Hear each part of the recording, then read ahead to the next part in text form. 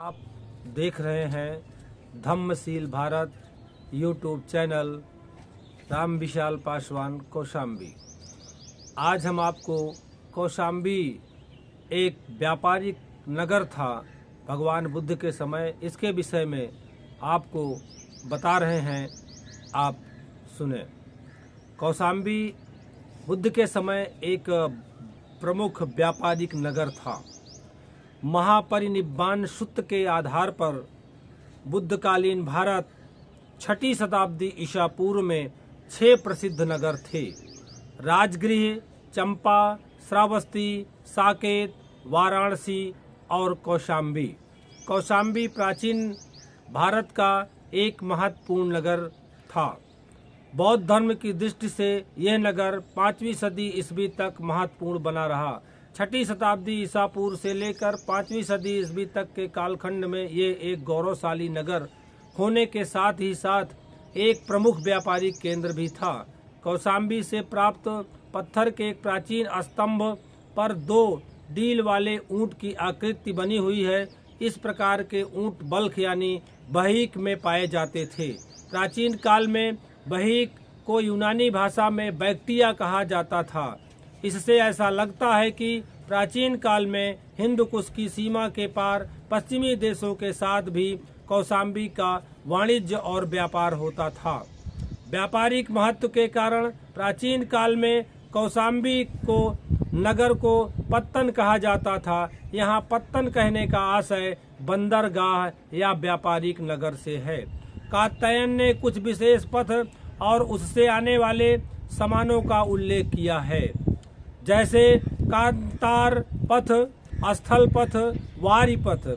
इनसे आने वाला सामान कांतार पथिक, स्थल पथिक, वारी पथिक नामों से पुकारा जाता था। कौशाम्बी से अवंती होकर दक्षिण में प्रतिष्ठान और पश्चिम में भारू कच्छ को मिलने वाला विंध्य टवी या विंध्य के बड़े जंगल का मार्ग प्राचीन भूगोल में कांतार पथ के नाम से प्रसिद्ध था।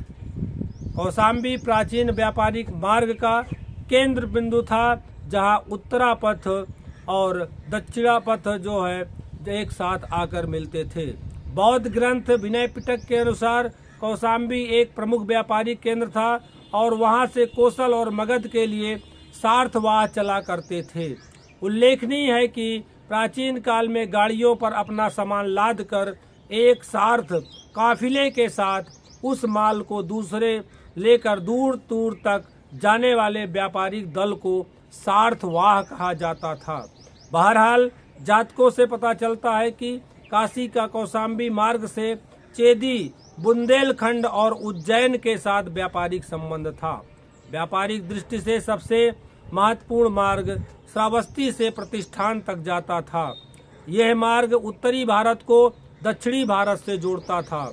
साकेत, कौशाम्बी, विदिशा, उज्जैनी और महेशमती जैसे प्रमुख नगर इस मार्ग से जुड़े हुए थे। दक्षिण पश्चिम से दक्षिण पूर्व को जोड़ने वाला मार्ग भृगु कच्छ से कौशाम्बी होते हुए ताम्रलिप्ति पहुंचता था। अंतर्राष्ट्रीय व्यापार के कारण 200 ईसा पूर्व से 300 ईस्वी के मध्य भारत में नगरों का विकास चरमोत्कर्ष पर था। इस कालखंड में पाटलिपुत्र, जिसे बुद्ध के समय पाली ग्राम के नाम से कहा जाता है, काशी, जिसे मृगदाय पत्तन कहा जाता है, मथुरा, अयोध्या, उज्जैनी, विदिशा, ताम्रलिप्ति, अहिछत्र, एरण, कौशाम्बी आदि नगर व्यापारिक गतिविधियों के लिए प्रसिद्ध थे। प्रचलन क्षेत्र से भिन्न स्थानों से स्थानीय मुद्राओं के पाए जाने से स्पष्ट है कि प्राचीन काल में उन क्षेत्रों के मध्य पारस्परिक व्यापारिक संबंध थे। वाराणसी होकर आने वाले जल मार्ग में कौशाम्बी का यमुना तट एक प्रसिद्ध पत्तन बंदरगाह था। यहाँ के घोषित, कुक्कुट और पावारिक जैसे राजा उदयन के कोषागार मंत्री धनाढ़ सेठों की चर्चा बौद्ध ग्रंथों में की गई है। गुप्तकालीन व्यापार व्यवस्था के अंतर्गत ये उल्लेख मिलता है कि व्यापारियों का काफिला वाराणसी और कौशाम्बी होते हुए हस्तिनापुर की सीमा पार करके पंजाब की ओर बढ़ता था। हिंदू कुश के उस पार उत्तर की ओर से बैक्ट्रिया और यवनों के दूसरे राज्यों तक ही यात्रा करते थे, जो पूर्व में कासगर तक फैले हुए थे। ऐसा लगता है कि अधिकांश व्यापारी बैक्ट्रिया तक सफर करते थे।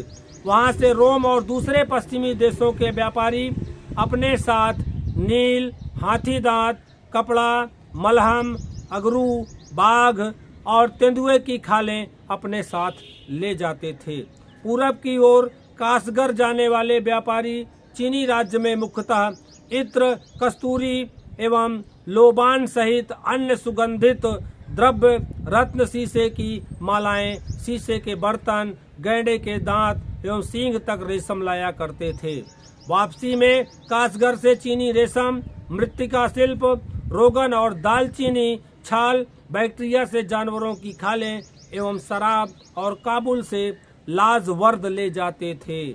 8वीं शताब्दी ईस्वी में हरिभद्र सूरी द्वारा रचे गए प्राकृतिक ग्रंथ समरा इच्छकहा में कौशाम्बी की चर्चा एक बड़े नगर के रूप में की गई है, लेकिन ईसा की 4वीं शताब्दी से कौशाम्बी नगर का ह्रास होना शुरू हो गया है।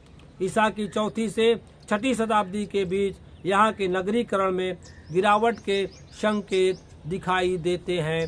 आप देख रहे हैं धम्मशील भारत यूट्यूब चैनल। इसे लाइक और सब्सक्राइब करें। राम विशाल पासवान, कौशाम्बी। बहुत बहुत धन्यवाद।